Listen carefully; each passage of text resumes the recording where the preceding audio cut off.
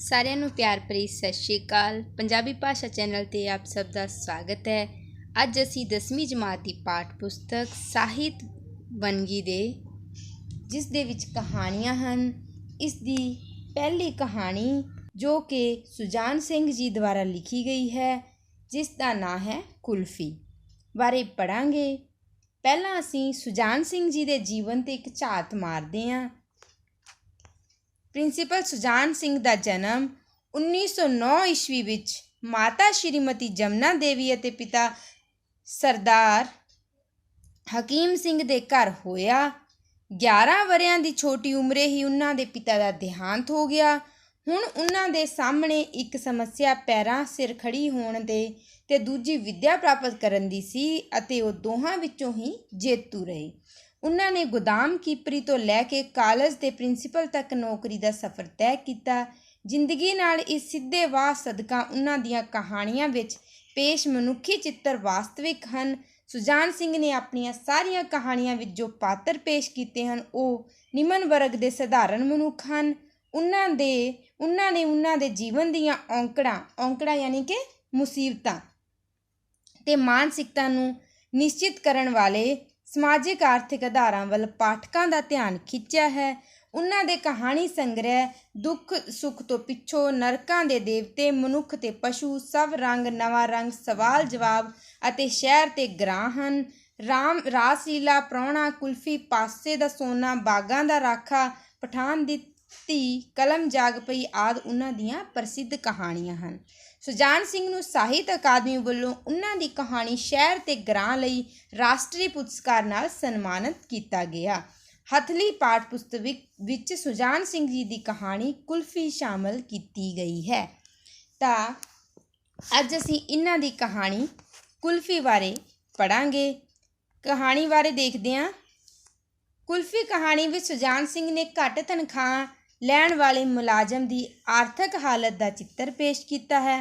ਘੱਟ ਤਨਖਾਹ, ਘੱਟ ਮਤਲਬ ਥੋੜ੍ਹੀ, ਕਮ ਲੈਣ ਨਾਲ ਕਰਕੇ ਉਹ ਆਪਣੀ ਕੁਲਫੀ ਖਾਣ ਦੀ ਖਾਹਿਸ਼ ਯਾਨੀ ਕਿ ਖਵਾਇਸ਼, ਇੱਛਾ ਨੂੰ ਦਿਲ ਵਿੱਚ ਹੀ ਦਬਾ ਲੈਂਦਾ ਹੈ।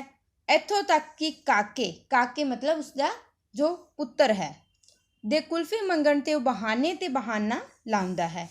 ਕਾਕੇ ਦੇ ਮੁਰਮੁਰੇ ਮੰਗਣ 'ਤੇ ਕਹਿੰਦਾ ਹੈ ਕਿ ਮੁਰਮੁਰਾ ਭੈੜਾ ਹੁੰਦਾ, ਮੁਰਮੁਰਾ ਗੰਦਾ ਹੁੰਦਾ, ਸ਼ਾਮ ਨੂੰ ਬਾਜ਼ਾਰੋਂ ਕੁਲਫੀ ਖਾਵਾਂਗੇ ਦਾ ਬਹਾਨਾ ਲਾ ਦਿੰਦਾ। ਲੇਖਕ ਆਪਣੀ ਭੈੜੀ ਆਰਥਿਕ ਦਸ਼ਾ ਤੋਂ ਤੰਗ ਆ ਕੇ ਆਪਣੇ ਮਾਲਕ ਨੂੰ ਤਨਖਾਹ ਵਧਾਉਣ ਲਈ ਕਹਿਣ ਤੋਂ ਵੀ ਡਰਦਾ ਹੈ, ਮਤਾ ਕਿਧਰੇ ਉਸ ਨੂੰ ਨੌਕਰੀ ਤੋਂ ਜਵਾਬ ਹੀ ਨਾ ਮਿਲ ਜਾਵੇ।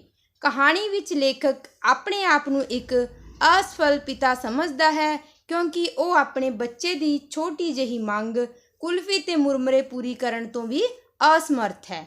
ਕਾਕਾ ਰਾਤ ਨੂੰ ਸੌਂਦਿਆਂ ਹੀ ਕੁੱਫੀ ਬੁੜਬੁੜਾਉਂਦਾ ਹੈ। ਪਤਨੀ ਵੱਲੋਂ ਕਾਕੇ ਨੂੰ ਗਾਲ ਕੱਢਣ 'ਤੇ ਲੇਖਕ ਦਾ ਮਨ ਤੜਫ ਉੱਠਦਾ ਹੈ।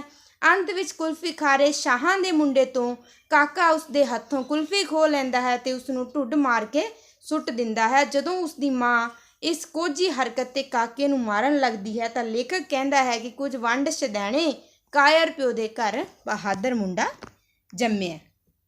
ਤਾਂ ਹੁਣ ਅਸੀਂ ਵਿਸਤਾਰ ਨਾਲ ਕਹਾਣੀ ਪੜ੍ਹਾਂਗੇ। ਕਹਾਣੀ ਦਾ ਨਾਂ ਹੈ ਕੁਲਫੀ, ਜੋ ਕਿ ਸੁਜਾਨ ਸਿੰਘ ਜੀ ਦੁਆਰਾ ਲਿਖੀ ਗਈ ਹੈ। ਮਹੀਨਾ ਮੁੱਕਣ 'ਤੇ ਸੀ, ਮੁੱਕਣ ਯਾਨੀ ਕਿ ਖਤਮ ਹੋਣ 'ਤੇ, ਪਰ ਮੁੱਕਣ ਵਿੱਚ ਹੀ ਨਹੀਂ ਸੀ ਆਉਂਦਾ। ਸੋਚ ਰਿਹਾ ਸਾਂ ਮਹੀਨੇ ਦੇ ਪਹਿਲੇ ਅੱਧ ਦੇ 15 ਦਿਨ ਕਿਵੇਂ ਝਟਪਟ ਮਤਲਬ ਬਹੁਤ ਜਲਦੀ ਮੁੱਕ ਮਤਲਬ ਖਤਮ ਹੋ ਜਾਂਦੇ ਨੇ ਤੇ ਤਨਖਾਹ ਵੀ ਉਹਨਾਂ 15 ਦਿਨਾਂ ਦੇ ਨਾਲ ਹੀ ਕਿਵੇਂ ਉੱਡ ਪੁੱਡ ਜਾਂਦੀ ਹੈ। ਮੈਨੂੰ ਪੱਠੇ ਦੀ ਸੱਫ ਚੁੱਭ ਰਹੀ ਸੀ। ਪਾਸਾ ਵੱਟ ਕੇ ਪਿੱਠ 'ਤੇ ਹੱਥ ਫੇਰਿਆ ਤਾਂ ਸੱਫ ਦੀਆਂ ਪਿੜੀਆਂ ਪਿੰਡੇ ਵਿੱਚ ਖੁੱਭੀਆਂ ਹੋਈਆਂ ਸਨ, ਮਤਲਬ ਜਿਸ ਪੇ ਉਹ ਲੇਟੇ ਥੇ वो उसके ਚੁੱਭ ਰਹੀ ਥੀ। ਮਲਾਈ ਵਾਲੀ ਕੁਲਫੀ, ਠੰਡੀ ਠਾਰ ਆਵਾਜ਼ ਵਿੱਚ ਕੁਲਫੀ ਵਾਲੇ ਨੇ ਹੋਕਾ ਦਿੱਤਾ। ਉਸ ਦੀ ਆਵਾਜ਼ ਕਿੰਨਾ ਚਿਰ ਮੇਰੇ ਕੰਨਾਂ ਵਿੱਚ ਗੂੰਜਦੀ ਰਹੀ। ਚਿੱਟੀ ਦੁੱਧ ਕੁਲਫੀ ਸਾਕਾਰ ਮੇਰੀਆਂ ਅੱਖਾਂ ਸਾਹਮਣੇ ਨੱਚਣ ਲੱਗੀ। ਮੇਰੇ ਮੂੰਹ ਵਿੱਚ ਪਾਣੀ ਆ ਗਿਆ, ਪਰ ਮੈਂ ਬੇਵੱਸ ਸਾਂ। ਪੈਸੇ ਦੀ ਤੰਗੀ ਹਵਾਲਾਤ ਦੀ ਤੰਗੀ ਤੋਂ ਵੀ ਭੈੜੀ ਹੁੰਦੀ ਹੈ। ਮੇਰੀ ਦੁਪਹਿਰ ਮਗਰੋਂ ਦੀ ਨੀਂਦ ਹਾਲੀ ਪੂਰੀ ਨਹੀਂ ਸੀ ਹੋਈ ਕਿ ਮੈਨੂੰ ਮੇਰੇ ਛੋਟੇ ਕਾਕੇ ਨੇ ਹਲੂਣ ਕੇ ਜਗਾ ਹੀ ਦਿੱਤਾ। ਮੈਂ ਖਿਜਿਆ ਹੋਇਆ ਸਾਂ, ਪਰ ਕਾਕੇ ਦੀ ਤੋਤਲੀ ਆਵਾਜ਼ ਨੇ ਮੈਨੂੰ ਸ਼ਾਂਤ ਕਰ ਦਿੱਤਾ। ਦਾਜੀ ਕਿੰਨੀਆਂ ਆਜਾਂ ਮਾਰੀਆਂ ਜਾਗਦੇ ਹੀ ਨਹੀਂ ਤੁਸੀਂ। ਬੱਚਾ ਤੋਤਲੀ ਆਵਾਜ਼ ਵਿੱਚ ਆਪਣੇ ਪਿਤਾ ਨਾਲ ਗੱਲ ਕਰ ਰਿਹਾ ਹੈ। ਹਾਂ ਹਾਂ, ਤੂੰ ਕੀ ਕਹਿਣਾ ਦੱਸ ਵੀ, ਮੈਂ ਕੁਝ ਕਾਹਲੇ ਪੈ ਕੇ ਪੁੱਛਿਆ। ਕਾਹਲੇ ਮਤਲਬ ਜਲਦੀ ਜਲਦੀ। ਤੱਕਾ, ਤੱਕਾ ਦਿਓ ਦਾਜੀ, ਪਰ ਟਕਾ ਮੇਰੇ ਕੋਲ ਹੈ ਨਹੀਂ ਸੀ। ਟਕਾ ਮਤਲਬ 2 ਪੈਸਿਆਂ ਦਾ। ਇਸ ਦੇ ਵਿੱਚ ਮਤਲਬ ਜੋ ਪੈਸਾ ਹੁਣ ਅਸੀਂ 1 ਰੁਪਇਆ ਜਿਵੇਂ ਬੋਲਦੇ ਹਾਂ ਤਾਂ ਟਕਾ ਇਸ ਦੇ ਵਿੱਚ ਬੋਲਿਆ ਗਿਆ 2 ਪੈਸੇ ਨੂੰ। ਮੇਰੇ ਕੋਲ ਅੱਜ ਕੁਝ ਵੀ ਨਹੀਂ ਸੀ। ਜੂਨ ਦੀ 26 ਤਰੀਕ ਸੀ। ਘਰ ਦਾ ਖਰਚ, ਬਾਜ਼ਾਰ ਦੀ ਉਧਾਰ ਦੀ ਸਾਖ ਤੇ ਮਸੀਂ ਤੁਰ ਰਿਹਾ ਸੀ। ਤੱਕਾ ਦਿਓ ਵੀ ਨਾ ਦਾਜੀ। ਬਾਹਰ ਮੁਰਮਰੇ ਵਾਲਾ ਉੱਚੀ ਉੱਚੀ ਸਾਡੇ ਬੂਹੇ ਅੱਗੇ ਹੋਕੇ ਦੇ ਰਿਹਾ ਸੀ। ਕੋਈ ਜਵਾਬ ਸੋਚਣ ਵਾਸਤੇ ਸਮਾਂ ਕੱਢਣ ਲਈ ਮੈਂ ਕਿਹਾ, ਕਾਕਾ ਤੂੰ ਟੱਕਾ ਕੀ ਕਰਨਾ? ਖੱਚਣੇ, ਖੱਚਣੇ ਮਤਲਬ ਖਰਚਣੇ। ਮੈਂ ਤੱਕਾ, ਹੋਰ ਕੀ ਕਰੀਦਾ ਤੱਕੇ ਨੂੰ? ਬੱਚਾ ਤੋਤਲੀ ਆਵਾਜ਼ ਵਿੱਚ ਬੋਲ ਰਿਹਾ, ਮੈਨੂੰ ਪਤਾ ਹੈ, ਪਹਿਲੇ ਜੰਗ ਤੋਂ ਮਗਰੋਂ ਜਦੋਂ ਬੜੀ ਮਹਿੰਗਾਈ ਹੋ ਗਈ ਸੀ, ਸਾਨੂੰ ਧੇਲਾ ਖਰਚਣ ਨੂੰ ਮਿਲਦਾ ਸੀ। ਧੇਲਾ ਮਤਲਬ ਜਿਸ ਤਰ੍ਹਾਂ ਟਕਾ ਦੱਸਿਆ ਉਸੇ ਤਰ੍ਹਾਂ ਕਰੰਸੀ ਦੀ ਇੱਕ ਉਸ ਤੋਂ ਵੀ ਘੱਟ ਕਰੰਸੀ ਨੂੰ ਕਿਹਾ ਜਾਂਦਾ ਧੇਲਾ। ਤੇ ਧੇਲੇ ਤੇ ਮਸਦੀ ਰਾਮ ਤੋਂ ਲਿਆਂਦੇ ਹੋਏ ਛੋਲੇ ਮੁੱਕਣ ਵਿੱਚ ਨਹੀਂ ਸਨ ਆਉਂਦੇ। ਮਤਲਬ ਉਹ ਸੋਚ ਰਿਹਾ ਹੈ ਕਿ ਹੁਣ ਮਹਿੰਗਾਈ ਕਿੰਨੀ ਵੱਧ ਗਈ ਹੈ, ਉਹ ਹੁਣ ਮੇਰੇ ਤੋਂ ਟਕਾ ਮੰਗ ਰਿਹਾ ਮੁਰਮਰੇ ਖਾਣ ਲਈ, ਅਤੇ ਮੈਂ ਆਪਣੇ ਸਮੇਂ ਵਿੱਚ ਮੈਨੂੰ 1 ਧੇਲਾ ਮਿਲਦਾ ਸੀ ਤਾਂ ਬਹੁਤ ਸਾਰੇ ਉਸਦੇ ਛੋਲੇ ਮੈਂ ਲੈ ਆਉਂਦਾ ਸੀ। ਹੁਣ ਆਨੇ ਦੇ ਵੀ ਉਨੇ ਛੋਲੇ ਨਹੀਂ ਸਨ ਮਿਲ ਸਕਦੇ ਅਤੇ ਆਮਦਨ ਮੇਰੀ ਮੇਰੇ ਪਿਤਾ ਦੀ ਆਮਦਨ ਦੇ ਪਾਸਕ ਵੀ ਨਹੀਂ ਸੀ। ਹਾਲਾਂਕਿ ਮੇਰੀ ਪੜ੍ਹਾਈ ਮੇਰੇ ਪਿਤਾ ਤੋਂ ਕਈ ਗੁਣਾ ਵੱਧ ਸੀ। ਮੈਂ ਦੁਨੀਆ ਦੀ ਆਰਥਿਕ ਦਸ਼ਾ ਅਤੇ ਇਸ ਦਸ਼ਾ ਨੂੰ ਬਣਾਉਣ ਅਤੇ ਕਾਇਮ ਰੱਖਣ ਵਾਲੇ ਧਨ ਕੁਬੇਰਾਂ ਦੇ ਵਿਚਾਰ ਕਰਨ ਲੱਗ ਪਿਆ। ਬਾਹਰੋਂ ਫਿਰ ਮੁਰਮਰਾ ਛੋਲੇ ਦਾ ਹੋਕਾ ਗੂੰਜਿਆ ਅਤੇ ਨਾਲ ਹੀ ਕਾਕੇ ਆਖਿਆ, ਤੱਕਾ ਦਿਓ ਵੀ ਨਾ ਦਾਜੀ। ਤੱਕਾ ਭੈੜਾ ਹੁੰਦਾ ਹੈ, ਮੈਂ ਹਾਲਾਤ ਤੋਂ ਪੈਦਾ ਹੋਏ ਬਦਹਵਾਸੀ ਵਿੱਚ ਕਿਹਾ। ਟੱਕਾ ਵੀ ਕਦੇ ਭੈੜਾ ਹੁੰਦਾ ਦਾਜੀ? ਤੱਕੇ ਦਾ ਮੁਰਮਰਾ ਹੁੰਦਾ ਹੈ, ਮੁਰਮਰਾ ਭੈੜਾ ਹੁੰਦਾ? ਮੈਂ ਆਖਿਆ ਤੇ ਬਾਕੀ ਗੱਲ ਹਾਲੇ ਮੇਰੇ ਮੂੰਹ ਵਿੱਚ ਹੀ ਸੀ ਕਿ ਕਾਕੇ ਨੇ ਕਿਹਾ, ਮੁਰਮਰਾ ਤੇ ਮਿੱਠਾ ਹੁੰਦਾ। ਇਸ ਦਲੀਲ ਦਾ ਮੇਰੇ ਕੋਲ ਕੋਈ ਵੀ ਉੱਤਰ ਨਹੀਂ ਸੀ। ਮੈਂ ਵੀ ਮਿੱਠੇ ਦਾ ਲੋਭੀ ਹਾਂ, ਪਰ ਫਿਰ ਵੀ ਮੈਂ ਆਪਣੀ ਫੋਕੀ ਕਿਸਮਤ ਜਣਾਉਂਦਿਆਂ ਕਿਹਾ, ਮੁਰਮਰੇ ਨਾਲ ਖੰਘ ਲੱਗ ਜਾਂਦੀ ਹੈ ਬੱਚੂ, ਤੁਸੀਂ ਤੱਕਾ ਦੇ ਦਿਓ, ਮੈਨੂੰ ਨਹੀਂ ਲੱਗਦੀ ਲੂਦੀ ਖੰਘ। ਕਿਉਂਕਿ ਬੱਚਾ ਵੀ ਸਮਝ ਰਿਹਾ ਸੀ ਕਿ ਉਸਦੇ ਪਿਤਾ ਬਹਾਨੇ ਬਣਾ ਰਹੇ ਹਨ। ਮੁੰਡਾ ਮੱਛਰ ਦਾ ਜਾਪਦਾ ਸੀ, ਮਤਲਬ ਬਹੁਤ ਸ਼ਰਾਰਤੀ ਅੰਦਾਜ਼ ਵਿੱਚ ਬੋਲ ਰਿਹਾ ਸੀ। ਟਕਾ ਮੇਰੇ ਕੋਲ ਹੈ ਨਹੀਂ ਸੀ। ਮੈਂ ਕਾਕੇ ਨੂੰ ਟਾਲਣ ਲਈ ਉਸ ਨੂੰ ਪਤਾ ਨਹੀਂ ਕਿਉਂ ਕਹਿ ਦਿੱਤਾ, ਖਬਰੇ ਵੱਡਾ ਲੋਭ ਦੇ ਕੇ ਭੁਲਾਉਣ ਲਈ, ਮੁਰਮਰਾ ਗੰਦਾ ਹੁੰਦਾ, ਅਸੀਂ ਸ਼ਾਮੋਂ ਬਾਜ਼ਾਰੋਂ ਕੁਲਫੀ ਖਾਵਾਂਗੇ। ਮੁਰਮਰੇ ਛੋਲੇ ਵਾਲਾ ਹੁਣ ਟਲ ਚੁੱਕਾ ਸੀ। ਕਾਕਾ ਜੀ ਮੇਰੀ ਆਸ ਤੋਂ ਉਲਟ ਸ਼ਾਮੀ ਕੁਲਫੀ ਖਾਣੀ ਮੰਨ ਗਿਆ। ਮੈਂ ਸਮਝਿਆ ਬਲਾ ਟਲੀ। ਮੈਂ ਸੋਚਿਆ ਕਿਤੇ ਕੋਈ ਹੋਰ ਛਾਬੜੀ ਵਾਲਾ ਨਾ ਆ ਜਾਵੇ, ਮਤਲਬ ਕੁਝ ਵੇਚਣ ਵਾਲਾ ਨਾ ਆ ਜਾਵੇ ਗਲੀ ਵਿੱਚ। ਸੋ ਮੈਂ ਕੱਪੜੇ ਪਾ ਕੇ ਕੜਕੜੀ ਧੁੱਪ ਵਿੱਚ ਬਾਹਰ ਨਿਕਲ ਗਿਆ ਅਤੇ ਸੜਕਾਂ 'ਤੇ ਸਮਾਂ ਕਤਲ ਕਰਦਾ ਰਿਹਾ। ਕੀਮਤੀ ਸਮਾਂ ਮੈਂ 1 ਟਕੇ ਦੀ ਮੰਗ ਤੋਂ ਬਚਣ ਲਈ ਨਾਸ ਕਰਦਾ ਰਿਹਾ। ਮੈਂ ਆਪਣੇ ਮਾਲਕ ਨੂੰ ਕਿਉਂ ਨਹੀਂ ਕਹਿੰਦਾ ਕਿ ਮੇਰਾ ਇੰਨੇ ਵਿੱਚ ਗੁਜ਼ਾਰਾ ਨਹੀਂ ਹੁੰਦਾ, ਪਰ ਸੁਣੇਗਾ ਕੌਣ? ਇਕੱਲੇ ਦੀ ਆਵਾਜ਼ ਭਾਵੇਂ ਕਿੱਡੀ ਉੱਚੀ ਹੋਵੇ ਸੁਣੀ ਨਹੀਂ ਜਾਂਦੀ। ਲੋੜਵੰਦ ਇਕੱਠੇ ਹੋ ਨਹੀਂ ਸਕਦੇ, ਜੇ ਹੋ ਜਾਣ ਤਾਂ ਰਹਿਣ ਨਹੀਂ ਦਿੱਤੇ ਜਾਂਦੇ ਤਾਂ ਜੋ ਇਕੱਠੀ ਮੰਗ ਨਾ ਕਰਨ। ਮੰਗ ਕੀਤਿਆਂ ਕਈ ਵਾਰੀ ਨੌਕਰੀਓਂ ਜਵਾਬ ਹੋ ਜਾਂਦਾ। ਮੈਂ ਡਰ ਗਿਆ। ਬੇਰੁਜ਼ਗਾਰੀ ਦੇ ਭਿਆਨਕ ਭਵਿੱਖ ਨੇ ਮੈਨੂੰ ਕੰਬਾ ਦਿੱਤਾ। ਕਾਇਰਾਂ ਵਾਂਗ ਮੈਂ ਸਦਾ ਤੋਂ ਚੁੱਪ ਰਿਹਾ ਸਾਂ ਅਤੇ ਹੁਣ ਵੀ ਚੁੱਪ ਰਹਿਣ ਦਾ ਫੈਸਲਾ ਕੀਤਾ। ਤਾਂ ਇਸ ਦੇ ਵਿੱਚ ਕੀ ਦੱਸਿਆ ਜਾ ਰਿਹਾ ਹੈ ਕਿ ਉਹ ਆਪਣੇ ਆਪ ਨੂੰ ਕਾਇਰ ਕਹਿੰਦਾ है। वो अपनी आवाज़ अपने मालिक को बोल नहीं सकता, उसका गुजारा नहीं चलता, पर फिर भी वो इस डर से चुप रहता है कि कहीं उसको नौकरी से ना निकाल दिया जाए। शामी ये समझ के काका छेती सौ जाता है। मैं दब्बी पैरी घर पहुँचा। आवाज़ ना मारी, केवल कुंडा ही खड़काया। उत्तों ही आवाज़ आई, दाजी आया जे। ते थोड़े चिर मगरों काके ने आन बूहा खोला। बूहा मतलब बूहा खोलिया मतलब गेट खोला। दाजी कुल्फी खान जाना जे? उसने आस भरपूर लहजे विच पुछया। उत्ते चल उत्ते, मैं क्या? काका निमूंजणा जिहा हो के अगे तुर पिया। मंजे ते, मंजा यानी कि चारपाई ते बैठ के काके नूं गोद विच लैके मैं प्यार नाल कहा, हुण रात पै गई है, कुल्फी कल खावांगे। मामूल तो उल्ट काका चुप कर रहा। किन्ना चिर आसमान वाल तक के कुछ सोचता रहा, फिर आखण लगा, दाजी तारे पईए हुंदे ने ना? पईए मतलब रुपये। ਵੱਡਾ ਭਾ ਆਖਦਾ ਸੀ ਤਾਰੇ ਪਈਏ ਹੁੰਦੇ ਨੇ ਤੇ ਦਾਜੀ ਸਾਰੇ ਪਈਏ ਸਾਡੇ ਕੋਠੇ ਤੇ ਕਿਉਂ ਨਹੀਂ ਵਰ ਪੈਂਦੇ। ਮੈਂ ਇਹ ਆਖ ਕੇ ਤਾਰੇ ਰੁਪਈਏ ਨਹੀਂ ਹੁੰਦੇ, ਮਾਨੋ ਉਸਦਾ ਸੁਰਗ ਢਾਹ ਛੱਡਿਆ। ਉਹ ਮੰਜੇ ਤੇ ਲੇਟ ਗਿਆ ਤੇ ਅਸਮਾਨ ਵੱਲ ਦੇਖਦਾ ਆਖਰ ਸੋ ਗਿਆ। ਦੂਸਰੇ ਦਿਨ ਕੰਮ ਤੋਂ ਮੈਂ ਆਪਣੇ ਸਾਥੀਆਂ ਤੋਂ ਕੁਝ ਮੰਗਣ ਦੀ ਕੋਸ਼ਿਸ਼ ਕਰਦਾ ਰਿਹਾ, ਪਰ ਹੀਆ ਨਹੀਂ ਸੀ ਪੈਂਦਾ, ਮਤਲਬ ਹੌਸਲਾ ਨਹੀਂ ਸੀ ਹੋ ਰਿਹਾ। ਮੰਗਣਾ ਬਹੁਤ ਹੀ ਔਖਾ ਕੰਮ ਹੈ, ਮੌਤ ਜਿੰਨਾ ਦੁੱਖ ਹੁੰਦਾ ਹੈ ਮੰਗਣ ਵਿੱਚ। ਆਖਰ ਇੱਕ ਸਾਥੀ ਕੋਲੋਂ 3 ਰੁਪਏ ਲੈ ਹੀ ਲਏ। ਜਦ ਘਰ ਆਇਆ ਤਾਂ ਕਾਕਾ ਦੁਪਹਿਰ ਦੀ ਨੀਂਦ ਲੈ ਰਿਹਾ ਸੀ। ਰੋਟੀ ਖਵਾਉਂਦਿਆਂ ਸ਼੍ਰੀਮਤੀ ਜੀ ਨੇ 3 ਰੁਪਏ ਮੁੱਛ ਲਏ। ਅੱਧ ਮਣ ਲੱਕੜੀਆਂ, ਸ਼ਾਮ ਦੀ ਸਬਜ਼ੀ, ਲੂਣ ਤੇਲ ਆਦਿ ਵਿੱਚ ਕਾਕੇ ਦੇ ਜਾਗਣ ਤੋਂ ਪਹਿਲਾਂ ਉਹ 3 ਰੁਪਏ ਮੁੱਕ ਗਏ। ਮੈਂ ਕਿਹਾ ਕਿ ਕਾਕੇ ਨੂੰ ਕੁਲਫੀ ਖਵਾਉਣੀ ਹੈ, ਪਰ ਉਹਨਾਂ ਕਹਿ ਛੱਡਿਆ ਬੜਾ ਉਹਨੂੰ ਯਾਦ ਰਹਿਣਾ, ਮੈਂ ਟੱਕਾ ਦੇ ਛੱਡਾਂਗੀ ਮੁਰਮਰੇ ਲਈ। ਕਾਕੇ ਜਾਗਦਿਆਂ ਹੀ ਕੁਲਫੀ ਮੰਗੀ। ਚੀਕ ਚਿਹਾੜਾ ਪੈ ਗਿਆ। ਕੱਲ੍ਹ ਵਾਲਾ ਮੁਰਮਰਾ ਤੇ ਟੱਕਾ ਮਨਜ਼ੂਰ ਨਹੀਂ ਸਨ। ਆਖਰ ਸ਼ਾਮ ਨੂੰ ਕੁਲਫੀ ਖਵਾਉਣ ਦਾ ਵਾਅਦਾ ਕਰਕੇ ਛੁਟਕਾਰਾ ਪਾਇਆ ਤੇ ਕਾਕੇ ਨੇ ਟੱਕਾ ਮੇਰੇ ਕੋਲ ਜਮ੍ਹਾਂ ਕਰਵਾ ਦਿੱਤਾ। ਸ਼ਾਮ ਤੋਂ ਪਹਿਲੇ ਹੀ ਮੈਂ ਖੇਡਣ ਦਾ ਬਹਾਨਾ ਕਰਕੇ ਨਿਕਲ ਗਿਆ ਤੇ ਢੇਰ ਰਾਤ ਗੁਜ਼ਰੀ ਮੁੜਿਆ।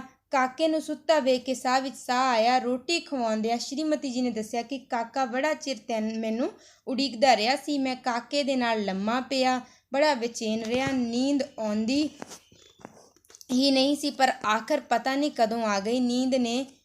ਨੀਂਦ ਤੇ ਆਖਦੇ ਨੇ ਸੂਲਾਂ ਤੇ ਵੀ ਆ ਜਾਂਦੀ ਹੈ। ਅੱਧੀ ਰਾਤ ਤੋਂ ਮਗਰੋਂ ਦਾ ਵੇਲਾ ਸੀ। ਕਾਕਾ ਕੁਝ ਸੁੱਤਾ ਬੇਚੈਨ ਜਾਪਦਾ ਸੀ। ਉਸ 2-3 ਵਾਰੀ ਢਿੱਡ ਮਤਲਬ ਪੇਟ ਵਿੱਚ ਲੱਤਾਂ ਮਾਰੀਆਂ ਸਨ। ਹੁਣ ਉਹ ਉਸ ਬਾਂਹ ਉਲਟਾ ਕੇ ਮੇਰੇ ਮੂੰਹ ਤੇ ਮਾਰੀ। ਜਾਗਿਆ ਤਾਂ ਮੈਂ ਅੱਗੇ ਹੀ ਹੋਇਆ ਸਾਂ। ਹੁਣ ਚੇਤਨ ਹੋ ਗਿਆ। ਕਾਕਾ ਕੁਝ ਬੁੜਬੁੜਾਇਆ, ਮੈਨੂੰ ਕੁਝ ਪਤਾ ਨਾ ਲੱਗਿਆ। ਫਿਰ ਉਹ ਉੱਚੀ ਬੁੜਬੁੜਾਇਆ, ਕੁੱਫੀ ਕੁੱਫੀ ਜੀ ਕੁੱਫੀ। ਮੈਂ ਬੇਵੱਲ ਹੋ ਉੱਠਿਆ। ਸਰਦਾਰ ਜੀ ਜਾਗਦੇ ਹੋ? ਸ਼੍ਰੀਮਤੀ ਨੇ ਆਖਿਆ ਤੇ ਇਹ ਜਾਣ ਕੇ ਕਿ ਮੈਂ ਜਾਗਦਾ ਹਾਂ ਉਹ ਜਾਰੀ ਰੱਖਿਆ, ਖਸਮਾ ਖਾਣਾ ਸੁੱਤਾ ਪਿਆ ਵੀ ਕੁਲਫੀਆਂ ਮੰਗਦਾ। ਮੇਰੇ ਤੇ ਮਾਨੋ ਬਿਜਲੀ ਪੈ ਗਈ ਸੀ। ਮੈਂ ਚੁੱਪ ਰਿਹਾ ਤੇ ਕਾਕਾ ਵੀ ਚੁੱਪ ਹੋ ਗਿਆ। ਸਵੇਰੇ ਜਾ ਕੇ ਕਾਕੇ ਕੁਲਫੀ ਦੀ ਮੰਗ ਕੋਈ ਨਾ ਕੀਤੀ। ਮੇਰੇ ਕੰਮ ਤੋਂ ਮੁੜ ਕੇ ਆਉਂਦਿਆਂ ਵੀ ਉਸ ਮੈਥੋਂ ਕੁਝ ਨਾ ਮੰਗਿਆ। ਰੋਟੀ ਖਾ ਕੇ ਮੈਂ ਦੁਪਹਿਰ ਦੀ ਨੀਂਦ ਲੈਣ ਲਈ ਲੇਟ ਗਿਆ। ਉਸ ਚੁਭਣ ਵਾਲੀ ਸੱਫ ਉੱਤੇ ਅਤੇ ਉਧਾਰ ਨਾ ਲੈ ਸਕਣ ਦੀ ਅਸਫਲਤਾ ਤੇ ਝੁਰਦਾ ਰਿਹਾ। ਫਿਰ ਮੈਨੂੰ ਨੀਂਦ ਆ ਗਈ। ਮੇਰੀ ਨੀਂਦ ਹਾਲੇ ਅਧਵਾਟੇ ਹੀ ਸੀ ਕਿ ਗਲੀ ਵਿੱਚ ਕਿਸੇ ਕੁਲਫੀ ਵਾਲੇ ਹੋਕਾ ਦਿੱਤਾ, ਠੰਡੀ ਠਾਰ ਕੁਲਫੀ, ਮਜ਼ੇਦਾਰ ਕੁਲਫੀ। ਮੈਂ ਜਾਗ ਪਿਆ। ਕਾਕਾ ਮੇਰੇ ਲਾਗੇ ਰਬੜ ਦੀ ਪਾਟੀ ਬਤਕ ਨਾਲ ਖੇਡ ਰਿਹਾ ਸੀ। ਦੂਸਰੀ ਆਵਾਜ਼ ਤੇ ਉਸਦੇ ਕੰਨ ਖੜੇ ਹੋ ਗਏ। ਬਤਕ ਨੂੰ ਸੁੱਟ ਕੇ ਉਹ ਖੜਾ ਹੋਇਆ। ਬੂਹੇ ਲਾਗੇ ਜਾ ਕੇ ਉਹ ਖੜਾ ਹੋ ਕੇ ਬਾਹਰ ਦੇਖਣ ਲੱਗ ਪਿਆ। ਮੈਂ ਸੋਚਿਆ ਹੁਣ ਮੈਨੂੰ ਜਗਾਉਣ ਆਏਗਾ, ਪਰ ਉਹ ਉੱਥੇ ਹੀ ਖੜੋਤਾ ਰਿਹਾ। ਖੜੋਤਾ ਮਤਲਬ ਖੜਾ ਰਿਹਾ। ਫਿਰ ਉਹ ਬਾਹਰ ਤੁਰ ਪਿਆ ਮਤਲਬ ਬਾਹਰ ਚਲਾ ਗਿਆ। ਮੈਂ ਛੋਪਲੀ ਮਤਲਬ ਦਵੇ ਪੈਰ ਉੱਠ ਕੇ ਬੂਹੇ ਉੱਲੇ ਆ ਖੜੋਤਾ। ਕੁਲਫੀ ਵਾਲਾ ਸਾਹਮਣੇ ਸ਼ਾਹ ਜੀ ਦੇ ਲੜਕੇ ਨੂੰ ਕੁਲਫੀ ਕੱਢ ਕੇ ਦੇਣ ਦੇ ਆਹਰ ਵਿੱਚ ਸੀ। ਇਹ ਮੁੰਡਾ ਗਲੀ ਦਾ ਬੁੱਲੀ ਸੀ ਤੇ ਆਪਣੇ ਤੋਂ ਛੋਟਿਆਂ ਬੱਚਿਆਂ ਨੂੰ ਸਦਾ ਕੁੱਟਿਆ ਕਰਦਾ ਸੀ। ਇਹ ਕੋਈ 8 ਕੁ ਵਰਿਆਂ ਦਾ ਸੀ ਤੇ ਸਾਡੇ ਕਾਕੇ ਤੋਂ 3 ਕੁ ਸਾਲ ਵੱਡਾ ਸੀ। ਕਾਕਾ ਸਿਪਾਹੀਆਂ ਵਾਂਗ ਲੱਤਾਂ ਚੌੜੀਆਂ ਕਰਕੇ ਲੱਕ ਪਿੱਛੇ ਹੱਥ ਜੋੜੀ ਖੜਾ ਸੀ। ਕੁਲਫੀ ਵਾਲੋਂ ਗੌਰ ਨਾਲ ਦੇਖ ਰਿਹਾ ਸੀ। ਗੌਰ ਨਾਲ ਮਤਲਬ ਬੜੇ ਧਿਆਨ ਨਾਲ। ਪਰ ਉਸ ਕੁਲਫੀ ਵਾਲੇ ਭਾਈ ਕੋਲੋਂ ਕੁਲਫੀ ਨਹੀਂ ਸੀ ਮੰਗੀ। ਜਿਉਂ ਹੀ ਕੁਲਫੀ ਵਾਲੇ ਨੇ ਸ਼ਾਹਾਂ ਦੇ ਮੁੰਡੇ ਦੇ ਹੱਥ 'ਤੇ ਕੁਲਫੀ ਦੀ ਪਲੇਟ ਰੱਖੀ, ਕਾਕਾ ਧੁੱਸ ਦੇ ਕੇ ਮਤਲਬ ਜ਼ਬਰਦਸਤੀ ਉਸ ਨੂੰ ਪੈ ਗਿਆ। ਉਹ ਗਈ ਪਲੇਟ, ਉਹ ਗਈ ਕੁਲਫੀ, ਫਲੂਦਾ ਤੇ ਚਮਚਾ ਤੇ ਮੋਰੀ ਵਿੱਚ ਡਿੱਗਾ ਸ਼ਾਹਾਂ ਦਾ ਮੁੰਡਾ। ਕਿਸੇ ਜੇਤੂ ਵਾਂਗ ਕਾਕਾ ਉਸ ਦੇ ਵੱਲ ਵੇਖਦਾ ਰਿਹਾ। ਸ਼ਾਹਾਂ ਦਾ ਮੁੰਡਾ ਗੁੱਸੇ ਖਾ ਕੇ ਉੱਠਿਆ। ਕੁਲਫੀ ਦਾ ਨੁਕਸਾਨ ਤੇ ਆਪਣੀ ਹੇਠੀ ਉਸ ਨੂੰ ਜਿਵੇਂ ਨਵਾਂ ਜੋਸ਼ ਦੇ ਰਹੀ ਸੀ। ਜਿਉਂ ਹੀ ਉਹ ਉੱਠਿਆ, ਕਾਕੇ ਨੇ ਫਿਰ ਉਸ ਨੂੰ ਐਸੀ ਢੁੱਡ ਮਾਰੀ ਕਿ ਉਹ ਫਿਰ ਮੋਰੀ ਵਿੱਚ ਜਾ ਪਿਆ ਤੇ ਚੀਕਾਂ ਮਾਰਨ ਲੱਗ ਪਿਆ। ਕੁਲਫੀ ਵਾਲਾ ਕਾਕੇ ਨੂੰ ਚਪੇੜ ਲੈ ਕੇ ਪਿਆ। ਮੈਂ ਨੱਸ ਕੇ ਕਾਕੇ ਨੂੰ ਚੁੱਕ ਲਿਆ। ਨੱਸ ਕੇ ਮਤਲਬ ਭੱਜ ਕੇ। ਕੁਲਫੀ ਵਾਲੇ ਨੇ ਸ਼ਾਹਾਂ ਦੇ ਮੁੰਡੇ ਨੂੰ ਉਠਾ ਲਿਆ। ਸ਼ਾਹਣੀ ਜੋ ਕਿਸੇ ਦਾ ਉਲਾਂਭਾ ਨਹੀਂ ਸੀ ਸੁਣਦੀ, ਅੱਜ ਸਾਡੇ ਉਲਾਂਭਾ ਦੇਣ ਆਈ। ਕਾਕੇ ਦਾ ਸਰੀਰ ਭਖ ਰਿਹਾ ਸੀ। ਸ਼੍ਰੀਮਤੀ ਨੇ ਕਿਹਾ, ਆਹ ਖਸਮਾਂ ਖਾਣਿਆਂ, ਤੂੰ ਲੱਗਿਆ ਹੁਣੇ ਉਲਾਂਭੇ ਲਿਆਉਣ ਤੇ ਮਾਰਨ ਲਈ ਚਪੇੜ ਉਘਾਰੀ। ਮੈਂ ਕਿਹਾ, ਕਿਉਂ ਕੁਝ ਵੰਡ ਛਦੇਣੇ, ਕਾਇਰ ਪਿਓ ਦੇ ਘਰ ਬਹਾਦਰ ਮੁੰਡਾ जन्मे।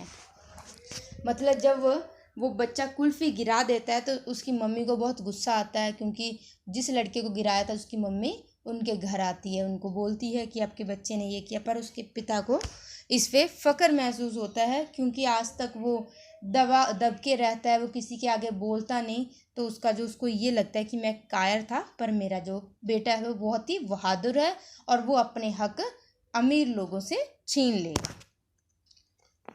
शब्द अर्थ, पीढ़ियाँ, सੱਪ ਤੇ ਤੀਲੀਆਂ ਦੇ ਨਿਸ਼ਾਨ, टक्का 2 पैसे का पुराना सिक्का, धेला पुराना सिक्का, धन कवेर धनी आदमी, बहुत अमीर आदमी, हिकमत हकीमी, वैद विद्या, मच्छर दा शरारता करदा, बला टली मुसीबत टली, मामूल नित वांग हमेशा की तरह, बेबल बेचैन, काला, छोपली छोपली दबे पैर, मलकड़े जे धुस दे के जोर नाल अगे वधना। प्रश्नां दे उत्तर हन।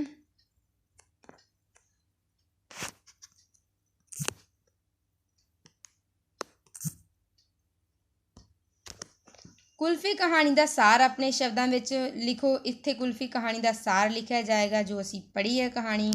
फिर दूजा प्रश्न है, कुल्फी वाले का होका सुन के लेखक की सोचन लगा। जो कुल्फी वाला ठंडी ठार कुल्फी कह के होका दिंदा है तो लेखक का मन बहुत ही कुल्फी खाण नूं करदा है, पर वो ये सोच के कि वो उसनूं नहीं खा सकता, अपनी ख्वाहिश नूं दबा लैंदा है क्योंकि उसदे कोल पैसे नहीं हुंदे। तुसी टक्का दे दिओ, मैनू नहीं लगदी लुगदी खंघ। काके ने इन्हां शब्दों तो की भाव है? तां जो काका अपने पिता तो टका मंगदा है तो उसका पिता उसनूं बहाना लाउंदा है कि उसदे नाल खंघ लग जाएगी मुरमुरे खाण नाल, तां बच्चा यह भाप जांदा है कि पिता जी मैनू पैसे ना देण दे बहाने बना रहे हैं, इसलिए वो कहता है कि तुसी मैनू टका दिओ, मैनू नहीं लगदी लुगदी खंघ। लेखक अपने पिता के समय की तुलना अपने समय नाल क्यों करता है? क्योंकि जो उसके पिता के समय तो बाद महंगाई बहुत तेज़ी नाल वधी सी, क्योंकि उसके पिता के समय एक धेले विचों बहुत सारा सामान खरीद लैंदा सी ते हुण महंगाई इन्नी वध गई सी कि बच्चा भी उस तो मुरमुरे खाण लई 1 टका मंग रहा हुंदा है। लेखक मालक तो तनख्वाह वधाउण दी मंग तो संकोच क्यों कर रहा सी? क्योंकि लेखक नूं डर सी कि जेकर वो अपने मालिक नाल ये गल करेगा तो उसकी नौकरी ना चली जाए। वो बेरोजगारी के भयानक भविख नूं सोच के ही कंब जांदा है। शाहां दे मुंडे तो कुल्फी खोण ते काके दे मापिਆਂ ਦੀ की प्रतिक्रिया सी? शाहां दे मुंडे तो कुल्फी खोण ते काके दी माँ बहुत ही गुस्से हुंदी है तो उसनूं बिल्कुल चंगा नहीं लगता, पर जो उसके पिता हुंदे है उसनूं फखर महसूस हुंदा है। सोचदा है कि जेकर मैं कायर सी पर मेरा पुत बहादुर है जो अपने हक अमीरां तो खो लेगा। काका सुपने विच क्यों बुड़बुड़ा रहा सी? काके दी कुल्फी खाण दी इच्छा पूरी नहीं सी हुई तो वो अपने चेतन मन विच जो सुत्ता पिया हुंदा है तो उसका जोड़ा मन हुंदा है चेतन मन विच वो जाग रहा हुंदा है तो उसकी जिहड़ी इच्छा दी पूर्ति नहीं हुंदी, उसनूं बार बार याद कर रहा हुंदा, इसलिए वो बुड़बुड़ा रहा हुंदा है। फिर 8वां क्वेश्चन है, लेखक इस कहानी विच की संदेश देना चाहुंदा है? लेखक इस कहानी विच संदेश देना चाहुंदा है कि किस तरीके नाल पूंजीपतियां दे विरुद्ध गरीब लोग अपनी जंग छेड़ सकते हैं, उन्हां तो अपने हक्कां नूं किवें वो इकट्ठे होके खो सकते हैं। तो अज असीं कुल्फी कहानी बारे पढ़िया। तुसीं पहलां इसनूं पढ़ना है, विचारना है, फिर इसके प्रश्न उत्तर करने हैं। मैं लिख के भी तुहाडे नाल शेयर करांगी, पर तुसीं इसके प्रश्नां नूं खुद हल करन दी कोशिश करनी है। धन्नवाद।